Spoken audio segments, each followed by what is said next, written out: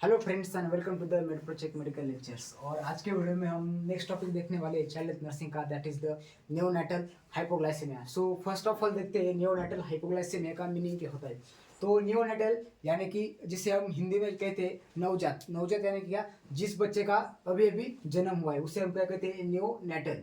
और हाइपोग्लाइसेमिया, अभी हाइपो का मीनिंग क्या होता है, हाइपो यानी कि कम, और glycaemia it is related to your glucose level. यानी कि हाइपोग्लाइसेमिया यानी कि क्या, आपका ग्लूकोज लेवल कम हो जाना, उस कंडीशन को हम क्या कहते हैं, हाइपोग्लाइसेमिया। कंबाइनली हमेशा क्या कहेंगे, नियोनेटल हाइपोग्लाइसेमिया, यानी कि ऐसा नवजात शिशु जिसकी शुगर की लेवल उसके नॉर्मल लेवल से कम है, जिसको हम कहते हैं neonatal hypoglycaemia. So this is the introduction about the neonatal hypoglycaemia. अभी हाइपोग्लाइसेमिया इधर टर्म तो आ गया, इधर हमने एक इंपॉर्टेंट क्या देखा कि हाइपोग्लाइसेमिया यानी कि क्या, ग्लूकोज का लेवल कम है। तो ग्लूकोज का लेवल किस वैल्यू में कम होता है, तो अब उस वैल्यू को देखते हैं। तो उसका वैल्यू कितना है, 40 mg पर डीएल, यानी कि लेस देन 40 mg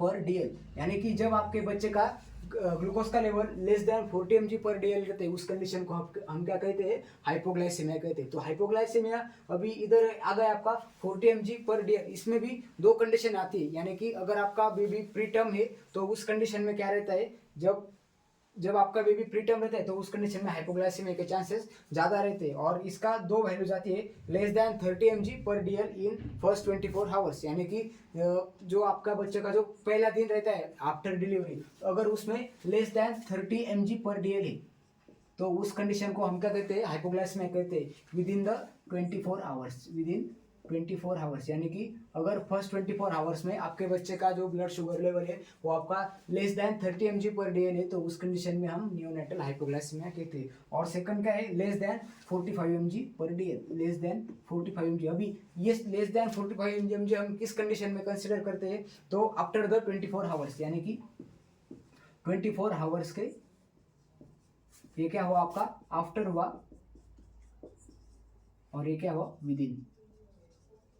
यानी कि अगर फर्स्ट 24 आवर में less than 30 mg per day है तो उसे हम कहते हैं हाइपोग्लाइसेमिया। और अगर 24 आवर्स के बाद आपका 45 mg से कम है तो उस कंडीशन को भी हम कहते हैं हाइपोग्लाइसेमिया। तो ये उसकी, यही 40 mg पर डे की होती है हमारी सब वैल्यूज और as per the condition. So this is about the neonatal hypoglycaemia के जो वैल्यूज रहते हैं, तो ऐसे नियोनेटल हाइपोग्लाइसेमिया के वैल्यूज रहते हैं। देन उसके बाद देखते हैं इसके कॉजेस, यानी कि नियोनेटल हाइपोग्लाइसेमिया होने के कॉजेस क्या क्या रहते हैं। तो इसका फर्स्ट कॉज रहता है इंक्रीज द इंसुलिन लेवल। अभी आपका इंसुलिन लेवल, जो इंसुलिन क्या करता है, आपका ग्लूकोज का मेटाबॉलिज्म में हेल्प करता है। तो जब आपका ग्लूकोज का इंसुलिन, सॉरी आपका ब्लड का इंसुलिन लेवल जब हाई रहता है तो उस कंडीशन में क्या होता है, आपका जो ज्यादा ग्लूकोज है, ग्लूकोज ज्यादा मेटाबोलाइज होता है और अल्टीमेटली आपका जो हाइपोग्लाइसेमिया होने के चांसेस बढ़ जाते हैं। यानी कि ब्लड में आपका शुगर का लेवल कम हो जाता है अगर आपका इंसुलिन लेवल ज्यादा है। अगर इस कंडीशन में ध्यान ध्यान में रखना है तो आप क्लिनिकली प्रैक्टिस के बेसिस पर भी ध्यान रख सकते हैं। जिस भी पेशेंट को hypertension, sorry not hypertension, hypoglycaemia या फिर हाइपरग्लाइसेमिया जिसे हम डायबिटीज कहते हैं, जिस पेशेंट को डायबिटीज रहता है उस पेशेंट को हम क्या देते हैं, इंसुलिन देते हैं। यानी कि उसमें इंसुलिन की डिफिशियंसी रहती है। पर हमारे बच्चे में क्या है, इंसुलिन ज्यादा बढ़ा हुआ है, अल्टीमेटली हमारा जो ग्लूकोज का लेवल है वो कम हुआ है। इसीलिए जब पेशेंट का ग्लूकोज का, सॉरी ब्लड का इंसुलिन लेवल ज्यादा रहता है तो उस कंडीशन में पेशेंट को हाइपोग्लाइसेमिया होने के चांसेस बढ़ जाते हैं। सेकंड क्या है, लिमिटेड ग्लाइकोजन स्टोरेज। अभी ग्लाइकोजन क्या रहता है, जब भी हमारा जो शुगर रहता है तो शुगर किस फॉर्म में रहते हैं, ग्लूकोज फॉर्म में रहते हैं। तो ग्लूकोज के मॉलिक्यूल एक साथ इकट्ठा होकर क्या बनाते हैं, ग्लाइकोजन बनाते हैं। और उस ग्लाइकोजन को कौन स्टोर करता है, हमारा लिवर स्टोर करता है। और प्री मैच्योर बेबीज में क्या रहता है, उनका लिवर ज्यादा मैच्योर नहीं होता। उस कंडीशन में बेबी की जो ग्लाइकोजन स्टोर करने की कैपेबिलिटी है वो कैपेबिलिटी डिक्रीज हुई रहती है। उस कंडीशन में भी पेशेंट को हाइपोग्लाइसेमिया हो सकता है। तो ये हमारी फर्स्ट कंडीशन क्या हुई, इंक्रीज इंसुलिन सिक्रीशन। और सेकंड कंडीशन क्या है, limited glycogen storage, limited glycogen. और लिमिटेड ग्लाइकोजन ग्लाइकोजन स्टोरेज कब रहता है, जब बेबी प्रीटर्म रहता है। तो प्रीटर्म बेबी में ये कंडीशन होती है।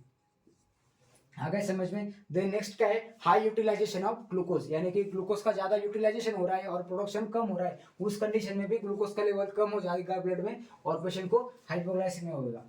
देन हमारा थर्ड कंडीशन क्या है, high utilisation of glucose,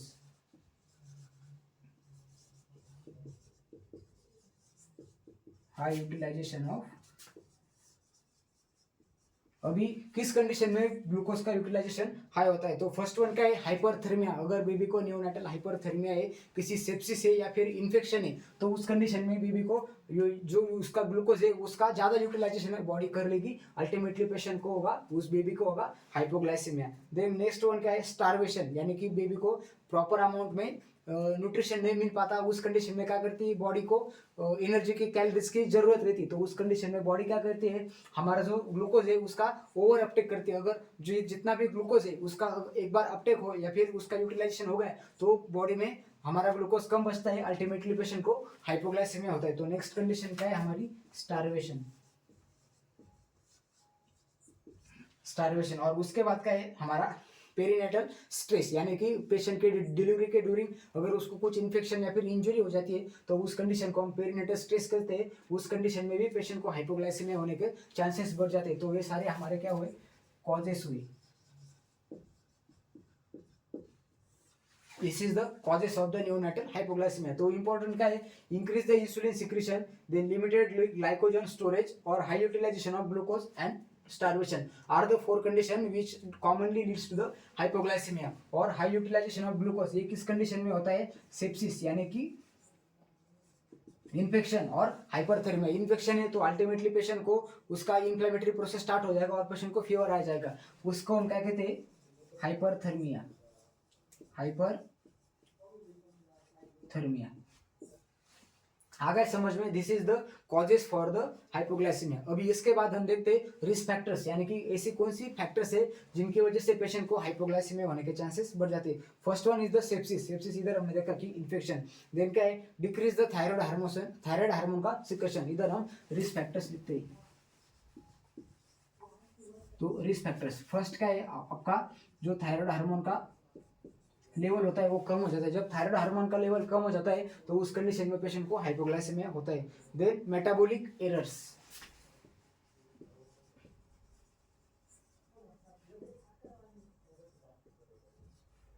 then उसके बाद आता है आपका इंट्रायूटेराइन ग्रोथ रिटार्डेशन, यानी कि प्रीमैच्योर बेबी, आईयू यानी कि इंट्रायूटेराइन ग्रोथ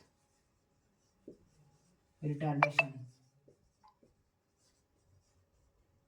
तो ये सारे आपके रिस्क फैक्टर्स में आता है। तो 4-5 रिस्क फैक्टर्स और 4-5 कॉजेस आपके लिए इंपॉर्टेंट है, जब भी आपको हाइपोग्लाइसेमिया पर क्वेश्चन आए तो ये सारा आपको लिखना है। सो अब तक हमने क्या देखा कि नियोनेटल हाइपोग्लाइसेमिया के, नियोनेटल हाइपोग्लाइसेमिया क्या रहता है, देन हाइपोग्लाइसेमिया होता है तो उसके ग्लूकोज के लेवल्स कितने कितने रहते हैं वो हमने देखा। देन उसके बाद देखा हमने कॉजेस देखा और रिस्क फैक्टर्स देखे। अभी हम नेक्स्ट क्या देखने वाले, तो नेक्स्ट हम देखने वाले कि इसके क्लिनिकल मैनिफेस्टेशन यानी कि क्लिनिकल फीचर्स क्या क्या रहते हैं। तो इसमें असिम्टोमेटिक रहता है, यानी कि अगर पेशेंट का हाइपोग्लाइसेमिया है तो वो असिम्टोमेटिक रहता है, पर अगर वो सीवियर हाइपोग्लाइसेमिया है तो पेशेंट को फॉलोइंग सिम्टम्स और साइन एंड सिम्टम्स आपको दिख सकते हैं। तो उसमें क्या क्या आता है, साइनोसिस आता है। अभी साइनोसिस टर्म क्या होती है ये आप हमारे कमेंट सेक्शन में बताएंगे, साइनोसिस बहुत बार हुआ है और आपके लिए इंपॉर्टेंट है। देन उसके बाद क्या आता है, ब्रीदिंग प्रॉब्लम आता है। ब्रीदिंग प्रॉब्लम यानी कि पेशेंट को ब्रीदिंग लेने में प्रॉब्लम आ सकता है, या फिर उसको एक साइंटिफिक वर्ड है वो भी आप कमेंट सेक्शन में बताएंगे। देन उसके बाद आता है हाइपोटोनिया।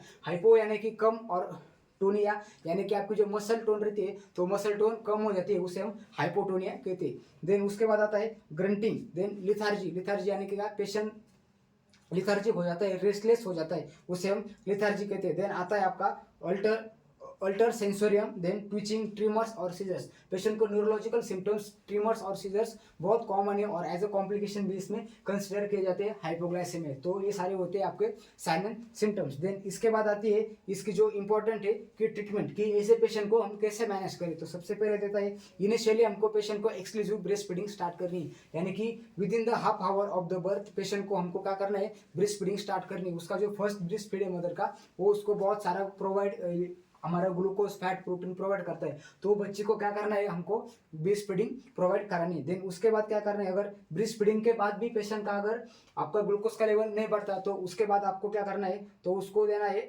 आपको D10। D10 का है हमारे एक IV सलाइन का एक टाइप है D10। डी यानी कि डेक्सट्रोज, डेक्सट्रोज क्या है हमारा एक शुगर का टाइप है या फिर ग्लूकोज का टाइप है। डेक्सट्रोज 10% हम पेशेंट को दे रहे। अभी डेक्सट्रोज 10% देने के भी 2 टाइप से। तो इनिशियली हम क्या करते हैं, इनिशियली हम देते हैं उसको बोलस फॉर्म में देते हैं। तो इनिशियली हम बोलस फॉर्म में कितना देते हैं, 2 to 4 ml हम उसको बोलस फॉर्म में दे सकते हैं। और उसके बाद हम क्या करेंगे, उसको आईवी ड्रिप स्टार्ट करेंगे 5 to 10 mg पर केजी।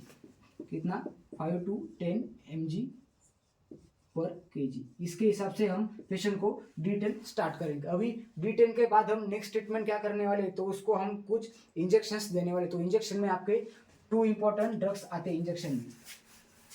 तो 2 इंपॉर्टेंट ड्रग्स कौन सा है, तो फर्स्ट वन ड्रग आता है आपका डाइजोक्साइड, DIAZOXID। अभी डाइजोक्साइड क्या करता है, आपका जो BSL यानी कि ब्लड शुगर लेवल वो इंक्रीज करने में हेल्प करता है। और सेकंड आता है, सेकंड क्या आता है आपका ऑक्टेटेरॉइड, ऑक्टेटेरॉइड इंजेक्शन आता है।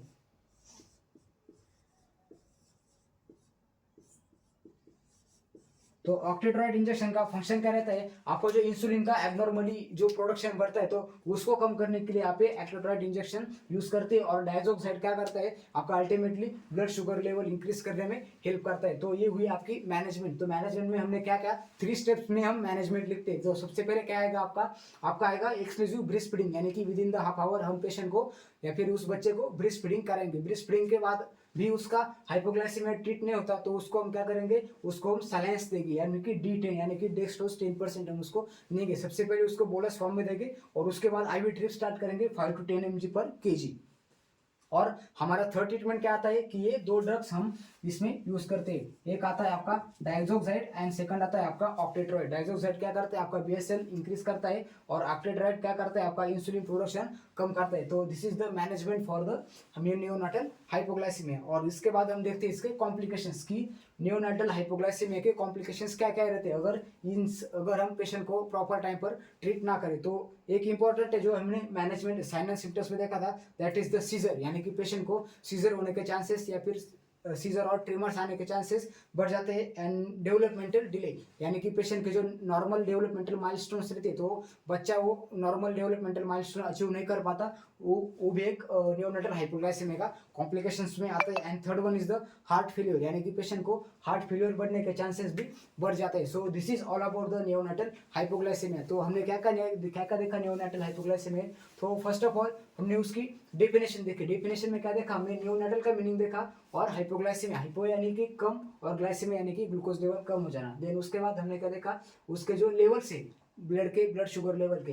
तो कॉमनली हम क्या करते हैं, कॉमनली किसको कंसिडर करते हैं, less than 40 mg per day. और उसमें भी 2 कंडीशंस आती है, विद इन 24 आवर्स का आपका 30 से कम है और 24 आवर्स के बाद आपका 45 से कम है, तो उसे हम नियोनाटल हाइपोग्लाइसेमिया कहते हैं। देन उसके बाद हमने देखे उसके कॉजेस में क्या देखा, इंसुलिन का प्रोडक्शन अगर बढ़ जाता है तो उस कंडीशन में हाइपोग्लाइसेमिया होता है। देन लिमिटेड ग्लाइकोजन स्टोरेज, यानी कि प्रीमैच्योर वे में हो सकता है। Then high utilisation of the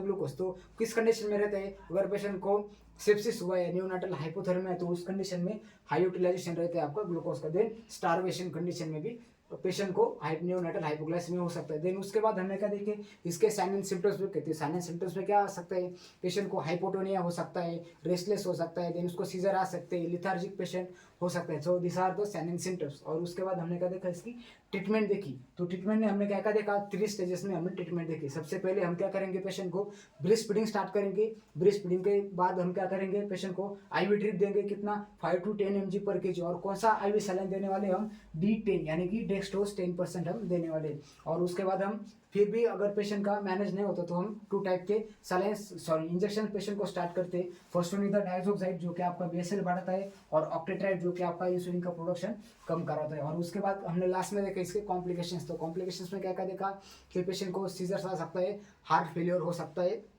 और उसका जो डेवलपमेंटल डिले है तो डेवलपमेंटल डिले की उसको इन फ्यूचर प्रॉब्लम हो सकती है। So this is all about the neonatal hypoglycaemia. आपको ये वीडियो कैसा लगा कमेंट सेक्शन में जरूर बताना। अगर आपको लगता है कि ये वीडियो आपके फ्रेंड्स को भी बहुत ही इंपॉर्टेंट हो सकता है तो आप उनको शेयर भी कर सकते हैं। देन वीडियो को लाइक करो एंड चैनल को सब्सक्राइब करो। Thank you friends.